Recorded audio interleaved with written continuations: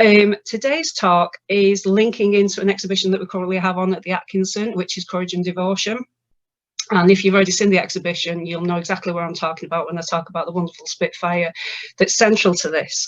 If you haven't, if you visit our website, you can do a virtual tour. And if you feel that you really want to, please visit us in the flesh. We're open Monday to Saturday, 10 till 4. So today's speaker is Suhail Shaikh. Suhail is a self-taught artist with a passion for both aviation and history, as I can attest. And today's talk is going to be looking how he researched and built the Spitfire, which is on exhibition at the Atkinson currently.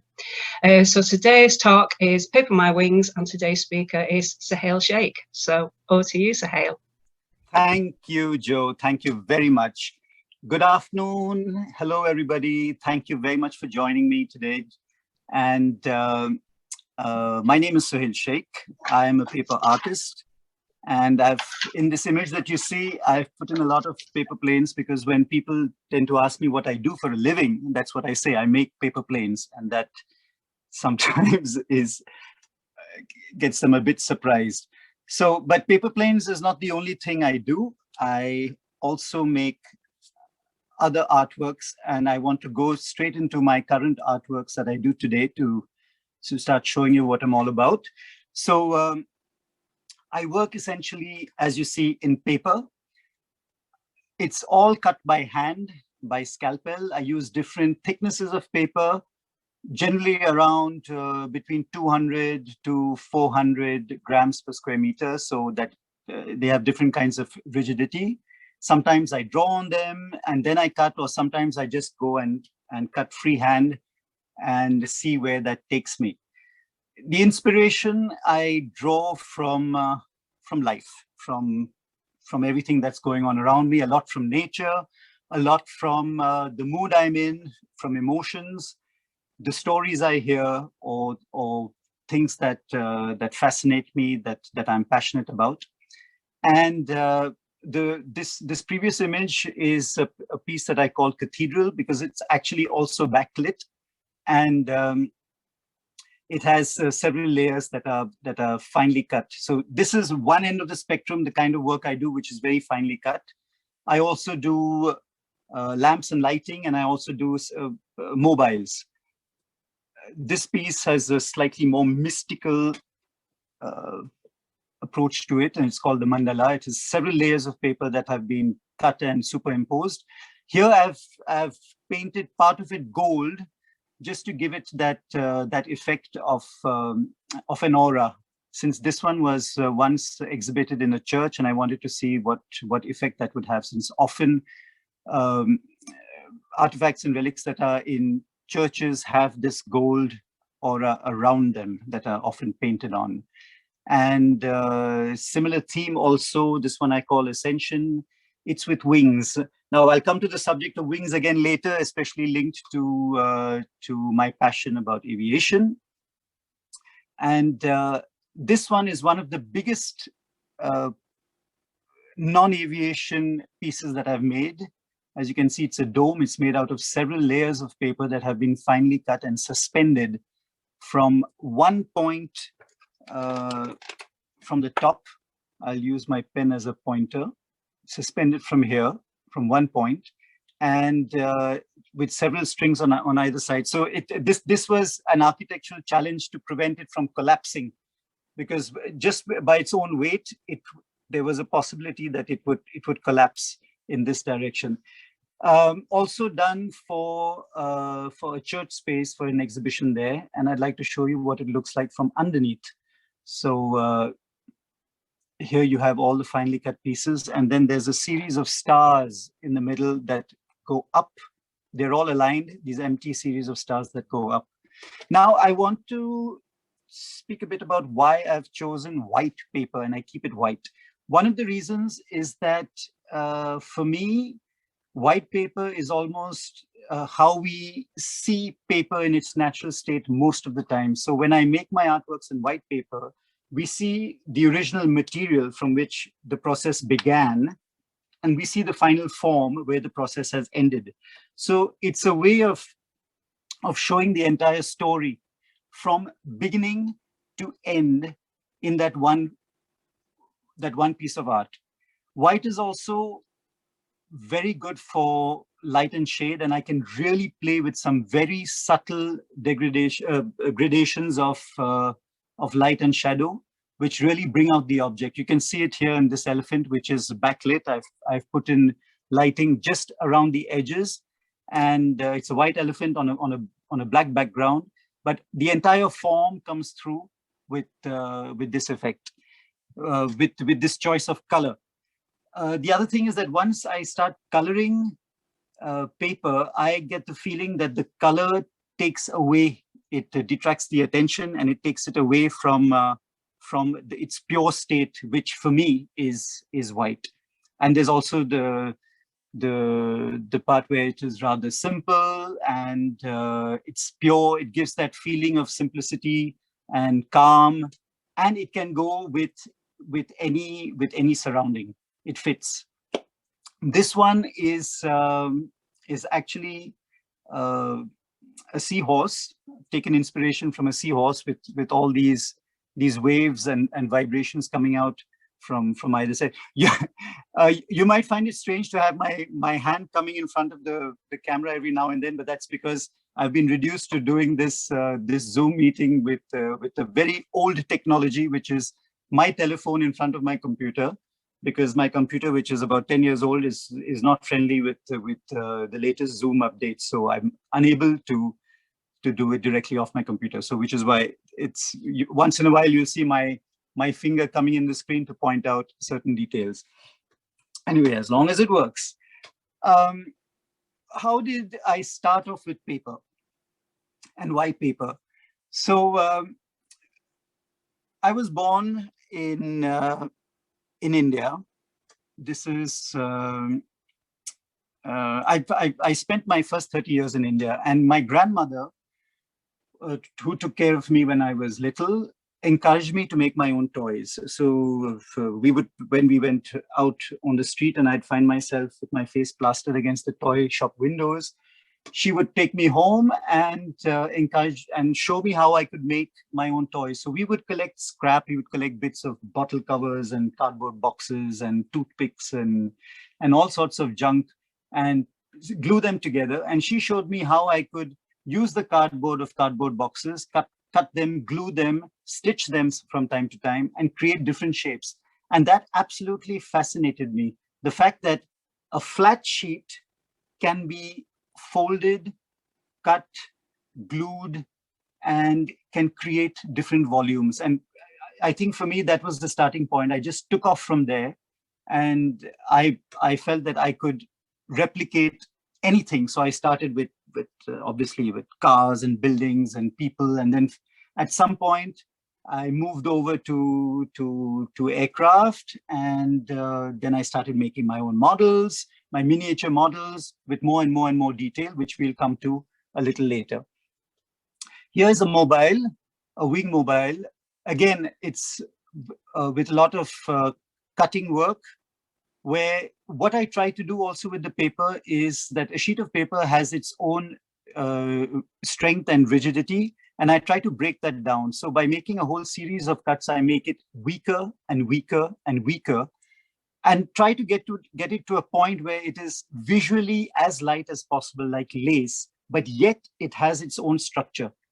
And of course, there have been many situations where I've gone too far and the paper is too limp and too weak, and it doesn't hold itself. But it's a wonderful exercise for me to push the limit, to try and go as far as I can. It's not me dominating paper, but me working with the paper. So the paper and I are progress hand in hand, and I try and see how far I can take it. And I also I weave in a structure. Like, for example, here you'll see there's a whole series of cuts, and I've woven one sheet of, not one sheet, but one strip of cardboard here. So that gives it structure here, whereas this part is like lace and very, very, very light. This is to show you some of the lamps that I've done, and this is in situ. You see it in somebody's home. This one was inspired by a jellyfish. And again, different colors of paper, slightly yellowed here to give it a different appeal. This would show you how I work. Me, top left-hand corner, me with a scalpel, cutting fine. Top right-hand corner is me trying out different forms. So here it's actually a mix of mechanical and biological. So I'm actually building a 5-cylinder radial engine here, and instead of having a propeller, I have these fins with movement depicted in it, and this will go into another piece, which is actually a huge whale, which has an engine embedded in its stomach and has these large fins that propel it forward. And here I am working on the dome, suspending it. It takes about 4 hours to suspend this dome, and but it's a very satisfying piece.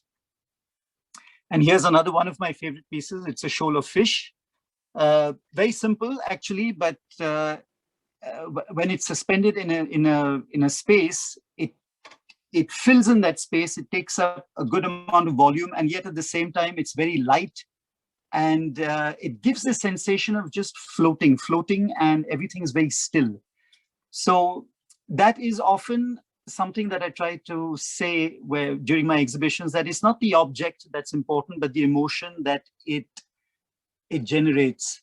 And I think that for me, it's a very special moment when the spectator looks beyond the object and is conscious about the sensation or the emotion that person is experiencing. And for me, that's really jackpot. That is what I would like to convey through the object. And over to the next story. So here I'm steering towards aviation, and I'm speaking about my early aircraft models, which are all scratch built in paper.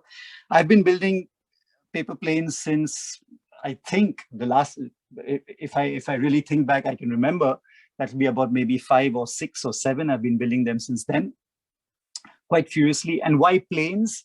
Well, I think that I have a thing for wings. So anything that has wings, whether it's birds or planes, they fascinate me. It's the surface. It's the fact that that they fly, and planes are, well, if you look at it from a certain point of view, they're just lumps of metal in the sky. But it's human genius that has put them there. It's human genius over time that has managed to understand the law of physics, work along with the law of physics, and get into the sky. So it's this fascination about how these things can stay up in the air, and the beauty that is around it, even if it's a mechanical, industrially built product. There's something very, very beautiful about it, and I'll show you later on in the slides how I'm trying to capture and show that beauty.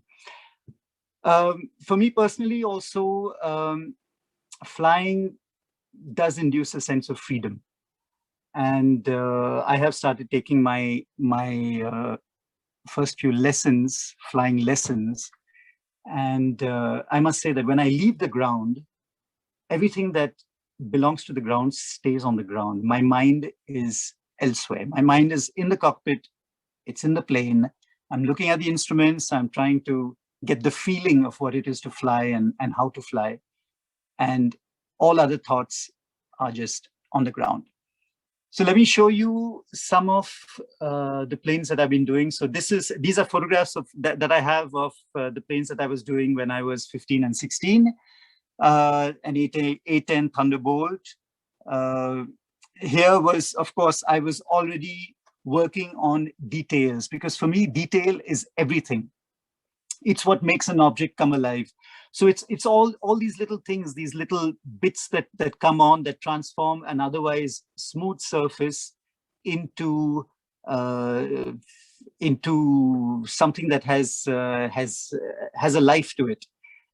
This had a retractable stairway, and of course, I was just trying to put in these little bits of paper to show a turbofan blade. Moving on to, this is about the same time, same age.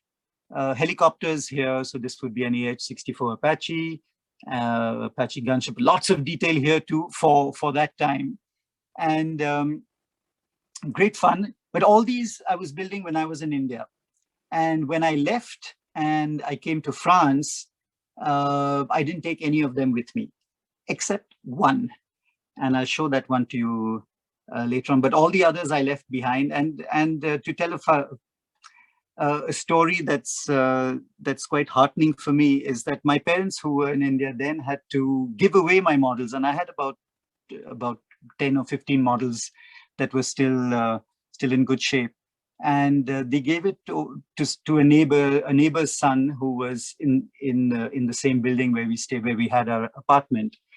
And decades later, I learned that the young man became a pilot. And I like to think that I may have influenced his choice of profession.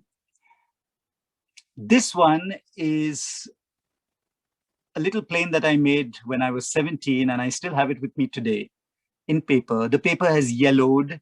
It has got a bit deformed with time, with dust, with ultraviolet light. But it's something that's very, very, very precious. It's the first one that I made with this kind of language to it, which is a completely skeletal structure. Now, the story behind it, which I'm not very proud of, is actually that when I did make it, I was terribly in love with someone. And this was a gift to her to express my feelings then. And as it does happen sometimes, about 5 years later, our story ended, and I borrowed this plane saying that I'd like to take photographs and document it. And then for some reason or the other, which I'm not very proud of, I did not give it back. And I sort of hung on to it. I suppose that so much love went into building this that I found it difficult to separate myself from this plane.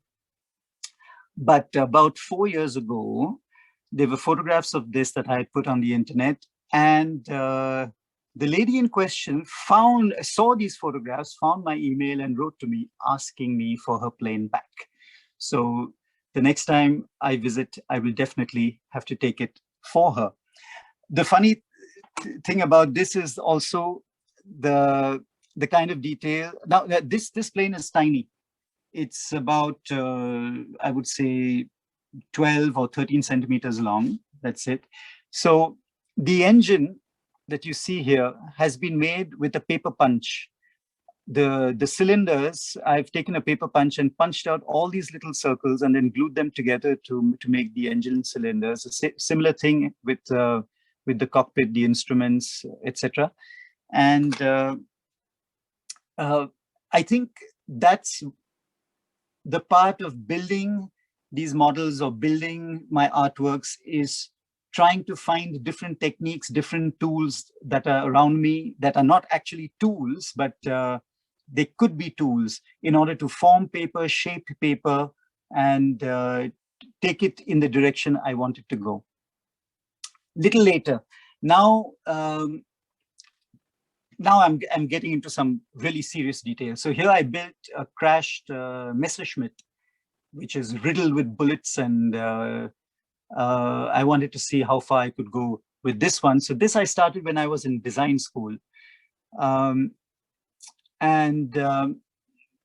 you can see, I worked towards having peeling paint here. You can see all the damage that has been done to it.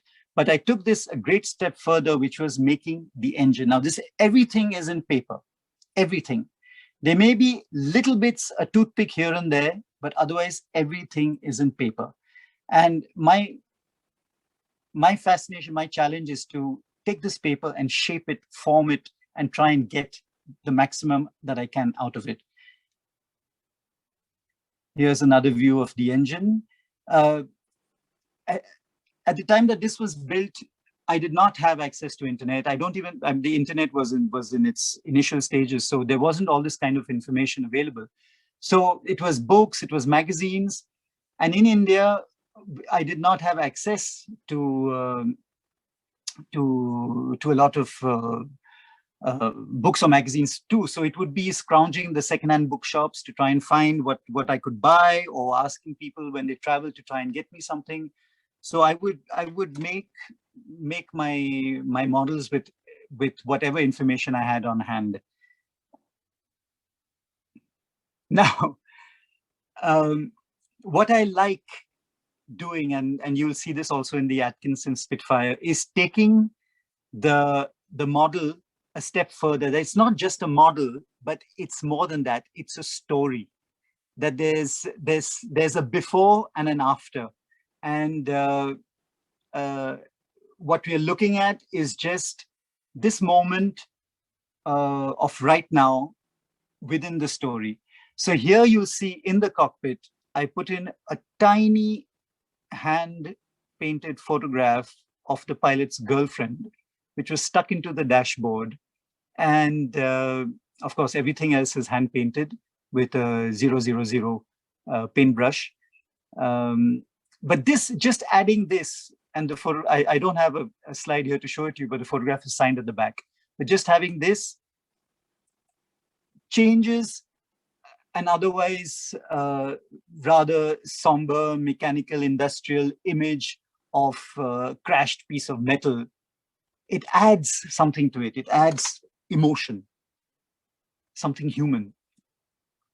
And another step further, now this is where I'm going bonkers actually, is that as you can see here, this is a handprint.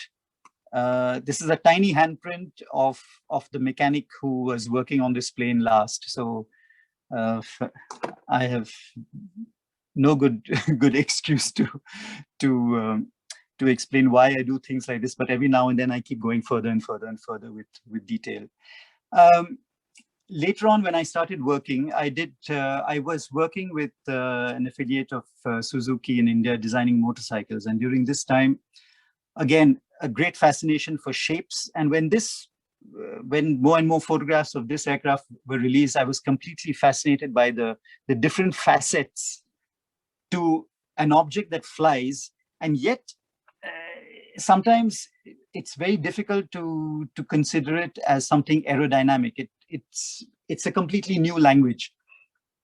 And that's what prompted me to make this one. Now we're looking into the cockpit, and you'll see that here is a small piece of transistor that's come off an electronic circuit board, and there'll be other bits and bobs too. And this is because it's come to a point where when I look around me, I see plane parts. I might be looking at a chair, I might be looking at a bookshelf, I might be looking at a zipper, I might be looking at something, but what I see are plane parts. So it's an instant interpretation and often a point of inspiration where I want to start building something. Here's another view of this one. Move to the next one. Here I have some images of some of the magazines that I've been using as information. So these are old. These are from the 80s back to the 60s, and a lot of it is stuff that I've collected, and there'll be this little bit of information, this little bit of detail that I can use, but often my reference material has been this kind of work. Taking it a step further, when I came to France in 1999, a few years later, so this would be, I finished it in 2005. So a few years later, I started building this one. This is a Messerschmitt 210. Wasn't a great success, but again, what fascinated me was the shape. And you can see here, it's this, how the cockpit has this bulbous shape to the rear, because the rear gunner would be sitting here and looking through these two bits of perspex and aiming his remote controlled guns from in here. The entire shape I find extremely aerodynamic and quite a challenge to build. I'll go through this. Here you can see the cockpit again, made out of paper, bits and bobs. Here is the gun sight, which I will show you in a later image. And actually building this gun sight was a pivotal moment, which I'll explain. This is to show you about detail. So what looks like a technical undercarriage is actually a bit of guitar string. There is a bead here. There's another bead here. There is a press button here. And there are a few buttons from a coat here. And the whole thing, this bit was covered with mosquito net and sprayed lightly to give it the effect of tire tread. And when you look at it, it's a piece of undercarriage. This transformation is absolutely fascinating. Here is showing you, nestled in the palm of my hand, the gun sight that I built. And at this point, I felt that I can build detail. I enjoy building detail. I go really as tiny as I can, but there was still something missing. And what was missing was that I felt that I was still very far away from what I was building. They were small. It gave me the impression of being very distant, because if I would be looking at the real plane, in order to see them at the same size, I would be meters and meters away. And I wanted to get closer to it. So what I felt that the direction I should be taking now is to build large scale. Build large scale, add detail, and it makes me feel that I'm closer to the aircraft. And I started with a Spitfire. Who can argue with a Spitfire? That the beauty is in its lines. It has everything there. And I started working. You'll remember the earlier 1920s biplane that I built, which was skeletal. So I started working on this one anew with this technique to make it skeletal. There is, it makes it look light. It gives it an ethereal quality. And I still work on it having the effect of a skin on top of it. So it's not completely, it is transparent, one can look through it, but there are details on the surface that make it look like it still has a surface. So it actually looks like a technical drawing that's flying in 3 dimensions, all built with paper. This one was about 2 meters by 2 meters, a little more than that. So say 1:6 scale. And here you can clearly see the details on the surface. You have all these little bits of paper that define all the surface panels, the surface lines, and that gives life to it. It makes it come alive. Here's another view. That wing, the shape of that wing is tremendous. And here is showing how I painstakingly cut all the pieces. So these are all the pieces that go in the front. Since it's not a straight wing out here, since this wing is at a curve, each piece is at obviously a different length, but it's not the same proportion from the wing root to the wingtip. So each piece has to be separately measured and put down and cut out. The same thing goes for the trailing edge. And so here each one had to be done. Here I cut cardboard which was 2 millimeters thick, too thick, a bit heavy. It really hurt my hands, and I learned a good lesson for the next one. So here's the wing complete, and in itself, it's a work of art. This plane is a work of art. What happened was there is an association in Stoke-on-Trent called Operation Spitfire, and a gentleman there by the name of Roland Machin. He saw my work on the internet. He asked a company called KMF, who is in the precision steelworks business, that to get in touch with me. And there was this project that was floated to build as an apprentice project, to build a Spitfire similar to the one you just saw that I've shown you, to build it in steel, full scale. And they got in touch with me, and of course, I would never refuse the chance to build a Spitfire. And we started work sometime in 2016, 2017. We worked for 18 months on and off, not through and through, because I was based in France. I would come over to the UK. Why Stoke-on-Trent? Because Stoke-on-Trent is where Reginald Mitchell, the creator, the designer of the Spitfire, was born. And I've always believed that Stoke-on-Trent should be on the map of all Spitfire, those who are passionate about aviation and the Spitfire. And Stoke-on-Trent doesn't get enough of how shall I say, recognition for that fact and that feature. So I was also very, very excited to do this in order to push this important fact even further. Here you can see the plane complete with all its details welded on, sitting on the tarmac in the sun. It was an incredible project. And here you can see the apprentices. There's Dan and Ben working on the pieces. It was an amazing project, very, very long, but it was so satisfying, not only to create and build something which is close to my heart, but to work with them, to work with these young lads who are full of ideas, full of energy. They all have their own lives, they all have their own stories, but we get together and this binds us and holds us together. It was absolutely lovely.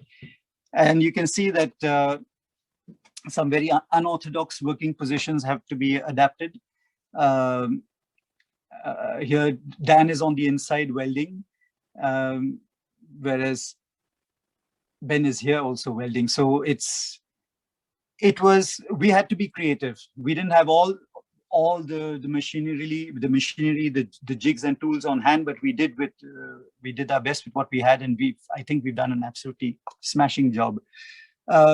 Here you can see some of the drawings at the back. So I did a lot of sketches and drawings to translate the paper structure into a steel structure. And that was another challenge, moving from the paper structure to the steel structure, trying to keep the same language, the same kind of detailing. This is a photograph just to show you most of the people involved. Here's Steve Dalton, who is the mentor of the apprentices, a great gentleman with incredible knowledge about processes and tools and jigs and materials and how to get them done, an incredible sense of humor. We got along from day one, and we are very, very, very, very good friends today. And here you have Dan, you have Josh, you have Ben, you have Matt. Here is Gareth Higgins, who is the CEO of the company and who, with great generosity and great enthusiasm, pushed this project through, took entire responsibility for this project and saw it from start to finish. And this gentleman was an incredible surprise for me. This is Julian Mitchell, the grandnephew of R.J. Mitchell, the designer of the Spitfire. And for me, to have this gentleman here, to meet with him, to have him part of this project, was something that one cannot organize on its own. Money can't buy these kind of things. These things fall into place. And I think that this picture for me is the crux of the entire project. It's about people, meeting these people, all of us getting together and building something and creating a story. The plane was so big and the hangar door so small that to get it out of there was a big challenge. It had to be knocked down. Here you can see us tilting the fuselage on one side to get it out of the door. The wings also, it's even knocked down in pieces here with all its detailing on its surface. It's beautiful. Here is a good image of the surface detailing that is silhouetted against the sky and tilted on its side to get it out. Then we start assembly. This gives you a good idea of the size of the final plane, which is 30 feet by 30 feet approximately, and assembly outside. It was assembled inside. We had to get it out and assemble it again outside. This photograph is something that is very close to my heart, and I'd like to share with all of you today. Think of, say, the early 40s. Think of a day in 1942 where a 19-year-old boy is climbing out of a Spitfire on an airfield just after a sortie. This is it. This is exactly the same thing. And when I spoke with these lads and I said that boys of your age, 19, 20, 21, were jumping into these planes, jumping into the sky, fighting for their lives, and sometimes not coming back. Can you imagine that? And we talked about this. It's something that really hits home. And with this plane that we built ourselves, we all sat in it at some point or the other, and it struck all of us. Here it is. You can see the entire plane in the sun. In this image, I think through the camera, it's a bit dark, but that's actually me sitting here in the plane. And I had to sit inside, of course, because this is the view I wanted. This is what I wanted to see. I've always dreamt as a boy through Commando comics and through all those stories of Biggles that we read as children, that I wanted to know what it felt like to be sitting in a Spitfire. And I built my own Spitfire and I sat in it. And there's this moment where you're looking out of the cockpit, looking into the clear blue sky, and you say, okay, this is as close as I can get to it, to what it was like. Looking down the side of the cockpit. These images we've seen in movies, we've seen this point of view we've seen in movies, we've seen in books. So we've got Gareth, we've got Nigel here, who was a tremendous help throughout the project, along with Steve, taking a good look at what we've built. And here I look out onto the port wing, and I imagine what it must have been like flying over the English countryside, looking at my wing. Amazing. Sunset at the airbase. And then we had to move it. So we painted it white. I'll explain later why we painted it white, but we had to move it from the factory to the Potteries Museum at Hanley. And it was paraded through town. Lots of cell phones came out and photographs were taken and questions were asked, and it was a lovely moment. And here it's sitting in the museum. We call it Vera. We christened it Vera. There's a whole story to that, and I'm just looking at the time, and I think that I'm going to be running short, so I will have to rush through this. This is why we painted it white, because we exhibited the start of the story with the finish with the end of the story. So my white paper plane with the same full scale in steel. And what I want to talk about is how engineering meets art, which is on the panel here. I'll move on. Okay, so now I have to open the second presentation. I want to talk a little bit about another project that I've done, which is the Hawker Harrier. The Hawker Harrier, as you know, as most of you know, is the jump jet, the one that takes off and lands vertically. And this plane was designed right from the 50s onwards, which is amazing because in the Second World War, we were still with propeller-driven aircraft, and then very soon the jets came in at the end of the Second World War, and then everything shifted. Everything shifted towards the jet age, and the Hawker Harrier literally redefined the parameters of flight. We weren't talking about long runways to take off at high speeds. We were talking about taking off vertically, and that absolutely fascinates me. The designer, the lead designer on this team, Sidney Cam, what an amazing brain! What an amazing man! A real genius in his life, because he designed planes which were of canvas and wood, which were right from the 20s and 30s up to the 1960s, where you've got the Hawker Harrier and the Hawker Hunter. And he designed also the Hawker Hurricane, which I will come to a little later.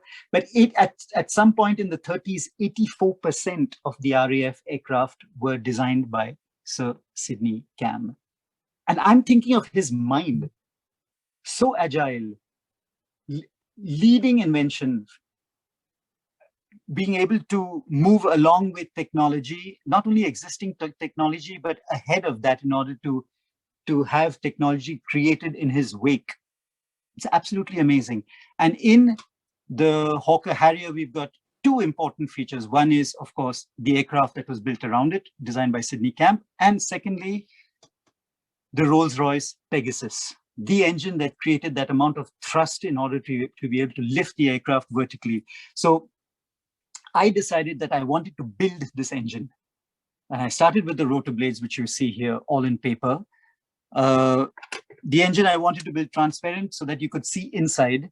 You could see what I call the choreography of moving parts, because we don't get to see these things. We just see a plane flying and we don't know all the genius and engineering that's inside that is actually beautiful. Here I am inserting the rotor blades. So everything is as per the original rotors and stators.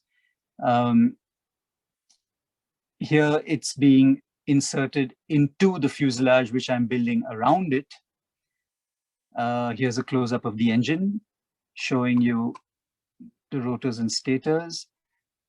And then the final plane that has been built around it in a skeletal fashion again, to show what's happening on the inside. And one realizes how compact it all is. Sorry, I'll go back to this one. We've got the pilot sitting here. Just behind him is this huge engine that starts from here all the way to here. And then you've got the tail boom. We've got the short stubby wings, the whole length of the fuselage. So it's actually a very, very, very compact aircraft. But a beautiful design, absolutely beautiful. Here you see the engine from below, another view of the engine with the vectoring thrust exhaust. A familiar silhouette. And some detail. The pilot's seat with the gauges all put in here so that it's all in place, down to the last button. All these. Now, an important fact is that all the aircraft that I've shown you, right from the big paper Spitfire, the aircraft to large scale, have been without arms, without guns, and without national markings. And there's a reason behind that, is because I am trying to orient the view. I'm trying to orient what we're looking at towards human genius, to what a human mind can build, to what we can create, and take it away from weapons of war or the glory of war. Yes, these were weapons of war, but that's not all. Weapons of war was the function that we attributed to it for reason, but these were built as, and created, designed, and built as amazing machines that fly, and we as humans are capable of doing that. Moving on to an amazing project that I have very recently terminated, and it's the Hawker Hurricane, built by Sidney Cam for the Potteries Museum in Hanley. And I just want to show you very quickly the scale that we're dealing with. So it's a 1:3 scale. So it's 3 meters by 3 meters, or 10 feet by 10 feet. And I printed out drawings. These were all printed out on smaller sheets of paper that have been taped together in order to get a good feeling of the size and all the details. I did a similar process for the Spitfire, the Atkinson. So the next photograph shows you how I redrew my own profiles of the entire fuselage, and then bit by bit cut out all the profiles, which will be cut out further in order to lighten them up. Here, showing you, along with different clamps, how everything is being glued together, much like a giant model being built. but with built completely from scratch with cardboard and paper, and using existing drawings and then making my own drawings over that. So here I've drawn out the inner frame. That's the fascinating thing about this aircraft again is that it's what I would call a crossover, where it has a tubular steel frame, it had a canvas and wood rear, and the front end was metal. And we were right from the late 30s to early 40s at that period where it was effective, a favorite. It did its job, and I think that's one of Sidney Cam's what he really his guiding philosophy was that it has to work, it has to do its job, and for that he was absolutely brilliant. I'm taking a jump here to show you that I did not want to just have an empty fuselage, a skeleton of an empty fuselage, but again, take it a step further, and that means telling a story. And so I decided to build the Merlin engine in paper. I looked around for drawings. I had to draw my own drawings. I made my own valves, my own springs out of paper, made my own pistons with the entire assembly here with the cam and the crank and all in paper, put it all together. And here we have the Merlin in a skeleton form. And it was exhausting, but equally satisfying. Equally satisfying. This is not what the museum asked for, but I had to give it. I had to do it, and I had to give it because it had to tell the whole story, not just the story of a shape or the story of a plane, but a story of a lot more. And the Hurricane is not a Hurricane without the Merlin. The Merlin was in the Spitfire, and the Hurricane, in the Mosquito, in the Lancaster, and in so many more. There is a whole story there, and the Merlin actually works. The pistons do slide up and down. And it turns here. The entire assembly turns. And here I can, in this photograph, I try to evoke what I see in these engines, and its pattern, its rhythm, its beauty, it's these beautiful lines. This is what I try to show. Just to give you an idea about the cockpit. So of course, lots of photographs, lots of images from books, and then recreating it all in paper, and then the final cockpit assembled here, all in white, immortalized, a kind of spirit. And so here we have the inner frame assembly here, along with the seat, the cockpit front panel, and along with the engine, assembled together much like it was in the late 30s and the early 40s when everything was being put together. And there's something very humbling with a deep learning and a deep fascination to follow in Sidney Cam's footsteps, to follow how he thought it out. He wasn't building it himself. The company was building, there were loads of people on the shop floor building it, but he had imagined it. And to follow his train of thought is very emotional, very. And here we have the two fuselage halves that would go on it. That's me working under it. Again, little clamps holding bits together, and to turn the entire plane around, work under it, work over it. There was a lot of gymnastics involved. And then finally suspended in the Potteries Museum in the new wing, the Spitfire wing, at Hanley. And pride and joy. There's a Spitfire sitting on the floor and my paper Hurricane flying over it. And this for me is an immense pride, moment of pride, immense. To know that one of my paper planes is flying alongside a real Spitfire. And some more photographs to show you the, you can call it a mess, the mess of parts, but everything has its place, everything has its function, everything makes sense. And the more you look at it, the more you see. And it's a bit like that I like to feel the story. One more shot. I could not help myself, but this is probably the only photograph that I have of the entire plane together, because it's a bit difficult to photograph. But at this big scale, I know that I can come close to the plane and really enjoy its lines. And we come to the Atkinson Spitfire. I'm sorry, I've been showing you a lot about the other projects, and it's about time I spoke about the Atkinson. Maybe I can borrow a few minutes more into the next hour to finish. This project, I must thank the Atkinson. Thank you, Joe. Thank you, the whole team.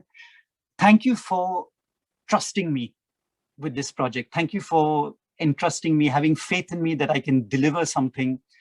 This project has been sheer joy. It has gone to a completely different level, even higher, something that I did not expect, and has given me immense joy and satisfaction. I started off with this book, For Your Freedom and Ours. And in this book, I really got a feel of what the Polish pilots were going through. Get a feel, just an idea, because what they actually went through is impossible to describe. But to know that they had lost everything. They had lost everything: family, home, country, sense of self, everything. They were fighting. They were fighting more than anyone can imagine.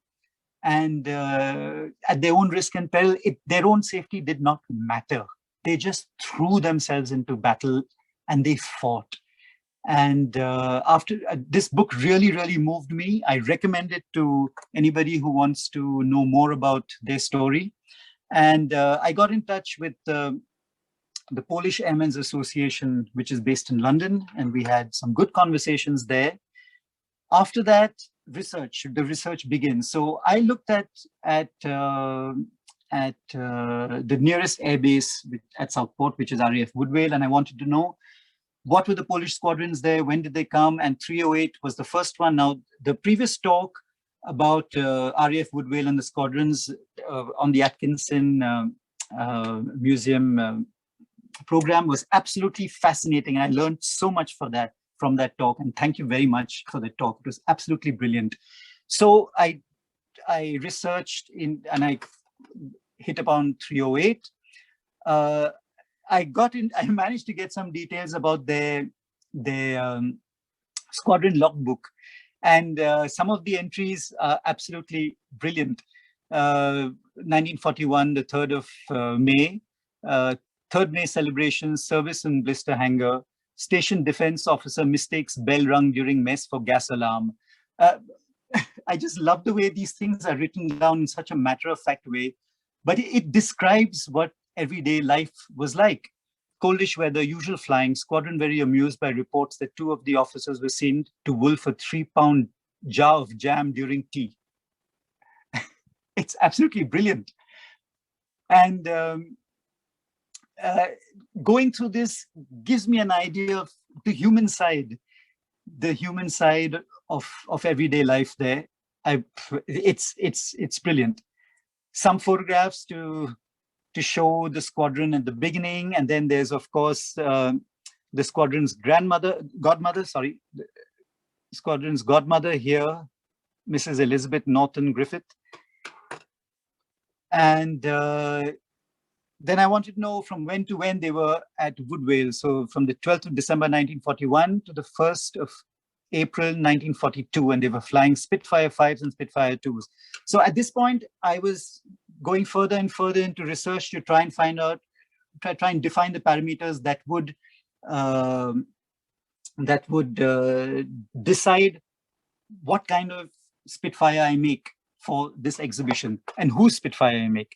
And then I saw that in the kills, in the beginning of 1942, the first squadron kill was on the 21st of February 1942 at 12:45. Aha, I have a time that a Junkers 88 was shot down by Sergeant Zielinski, and he was in Spitfire AB273.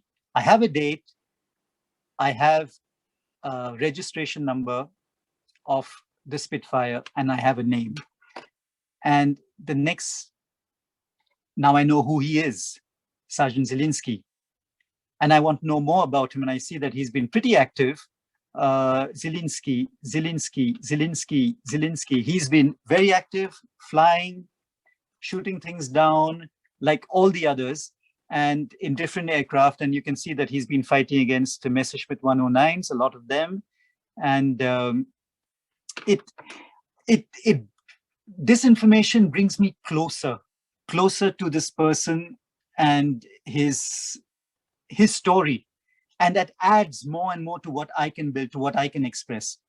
Here is, then I wanted to know more about him, of course, and I found that a few months later, on the 26th of May, 1942, Sergeant Zielinski crashed in a Miles Magister. And this was not at Woodvale, but elsewhere. And I found out details about the Miles Magister also. And so this was at Burgess Farm, Shropshire. And so that's the sad end. This is his gravestone. And here is a photograph of 2 funerals. One of them is supposed to be his, but I'm not sure. And he is buried at St. Catherine's Churchyard, Leakenfield, at Yorkshire. Moving a step further, I found a reference to his plane, the AB273, the plane in which he shot down. And I looked into the history of this particular plane. So I found it here, AB273 Spitfire 5B, with all the details. And it was, first flight was on the 10th of December, 1941. So he had it pretty new, brand new, when he shot down the Junkers 88. And but much later, the plane landed heavily short of runway, undercarriage broke off. This is in 1945. I managed to get into some Polish sites also, because I had a problem with this bit. There is a letter missing.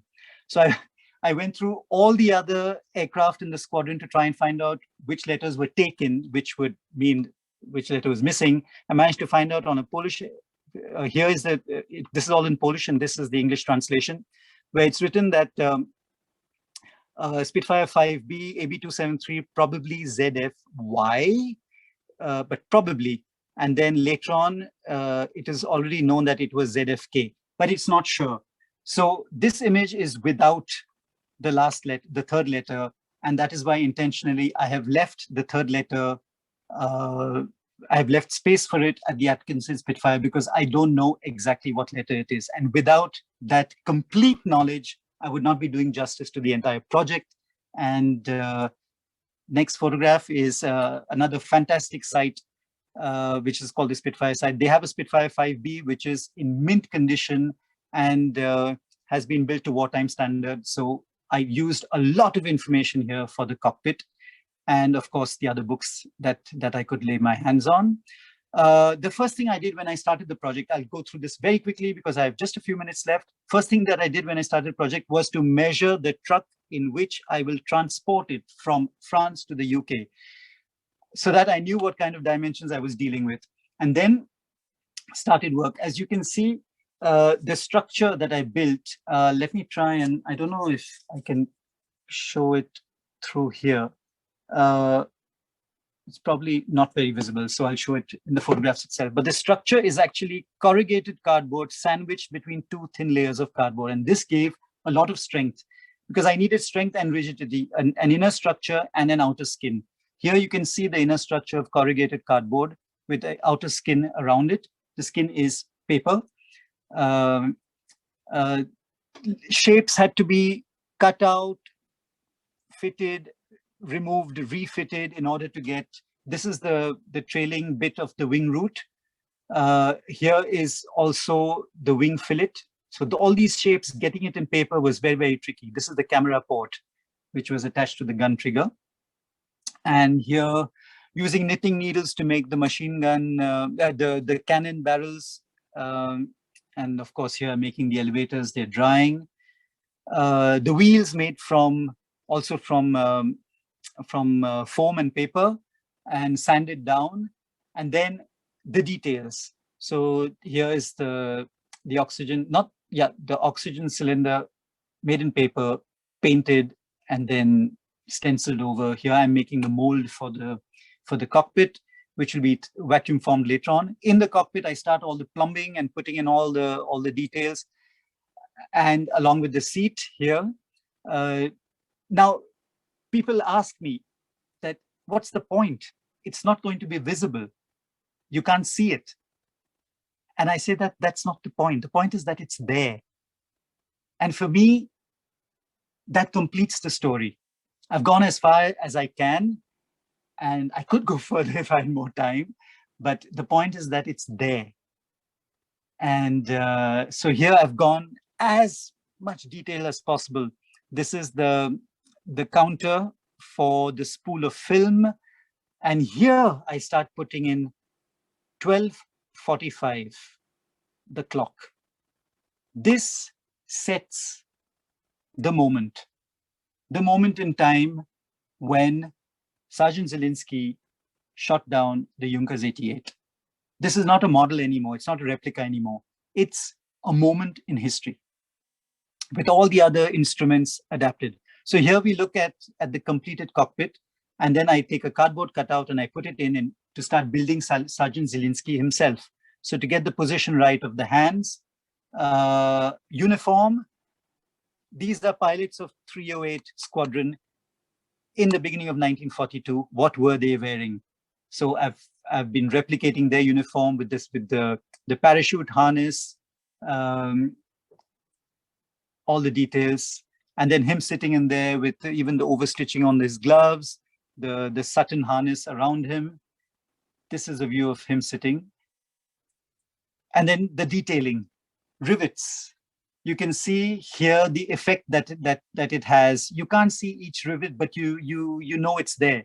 You can feel, you can sense that it's there with the grease and the oil that's spilling out. And each rivet was drawn with a felt pen, with a little bit of ballpoint to highlight it. Each rivet was drawn on the entire surface. I think I did about 8,000 rivets, and as authentic, as well placed as possible. And I believe that that's what makes the entire surface come to life. Each rivet, with here and there bits of chipped paint, not too much, or it shouldn't look too used because it was a pretty new plane, and then bits of soot and grease. But here you see it coming to life. And then this is how you can imagine it. You've got Sergeant Zielinski sitting there looking through the gun sight, very intense, very concentrated at this moment. And for me, this photograph captures the entire moment. And here we are with the final plane. What wonderful lighting, what absolutely wonderful lighting. This moment is magical for me when it's assembled, it's suspended, it's well lit. I could spend hours looking at it, walking all around it. The idea for the spinner here was to have a sheet of acrylic and have, with sandpaper, just create the effect of a propeller spinning, which is also another detail that brings it to life. I believe that a good story waiting to be told is about people and about emotion. And for me, that is the crux of all this. The Spitfire is an object, the Hurricane is an object, but it's the people that this object is about. It's the people I meet. It's the wonderful encounters, the wonderful stories that we exchange. It's all about that.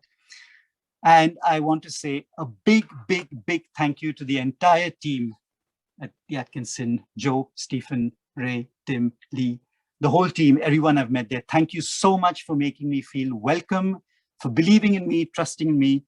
And I do hope we get to see each other soon again. Thank you very, very, very much.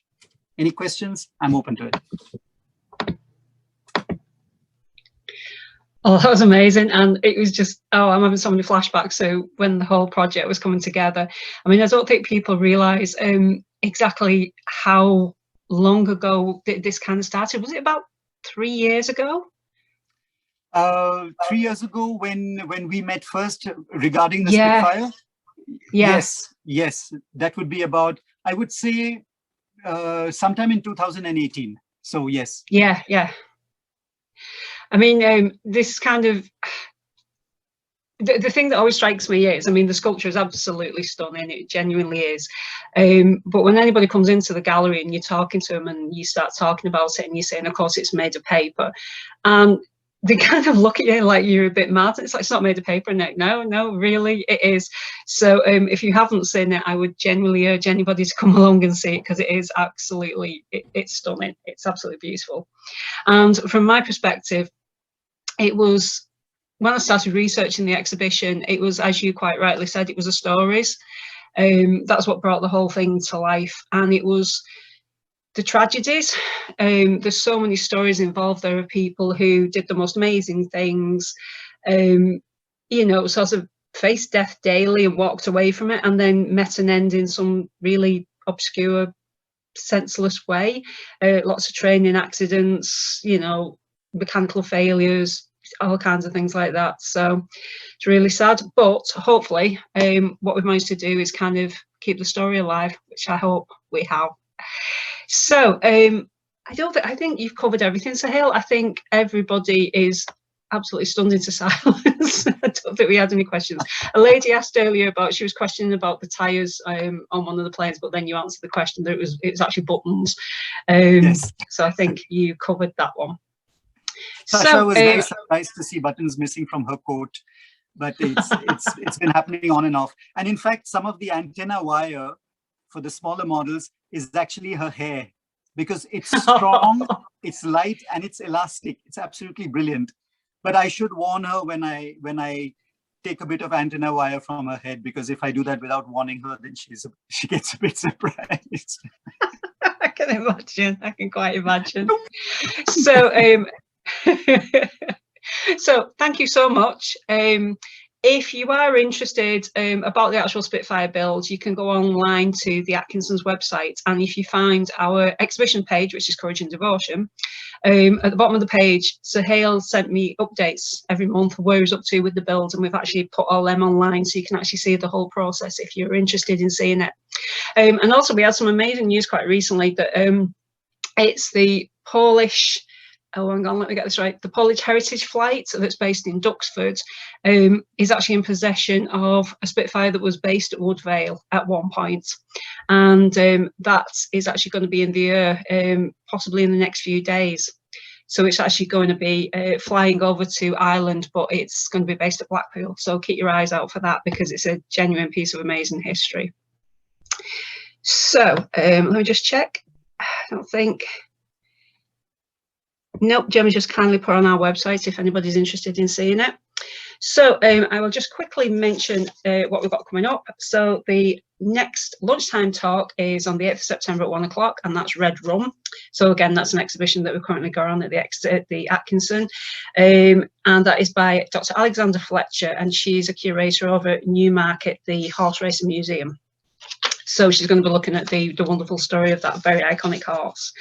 And then the next evening talk is on the 1st of September at 7 o'clock, and that's Julia Clayton, who used to be the head of classics at KGV.